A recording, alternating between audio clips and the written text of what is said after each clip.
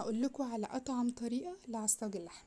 اول حاجه بجيب طاسه بحط فيها شويه زبده او سمنه او زيت زي ما تحبوا، وبعد كده احط عليها اللحمه. اهم حاجه اللي احنا منقلبش اللحمه عشان ما تفقدش الميه بتاعتها، نسيبها لحد ما تاخد لون. هوريكم اللون اللي هي هتاخده، واول ما تاخد لون من جنب نبدأ نقلب الجنب التاني برضو من غير ما نفتفتها، عشان خاطر تفضل محتفظة بالمية بتاعتها. لو عملتوا الطريقة دي هتلاقوا اللحمة طعمها حلو جدا، وريحتها بدأت تطلع من قبل ما تحطوا حتى اي توابل. بمجرد ما بتاخد لون ببدأ افتفتها، وبعد كده بحط عليها البصل. انا هنا حطيت بصلتين، العصاج بيحب البصل، حطوا البصل اللي انتوا بتحبوه. انا حطيت بصلتين على نص كيلو تقريبا. وبعد كده بحط التوابل بتاعتي، مش بحط اي توابل اضافيه، هو بس ملح وفلفل اسود وكمون وشويه شطه.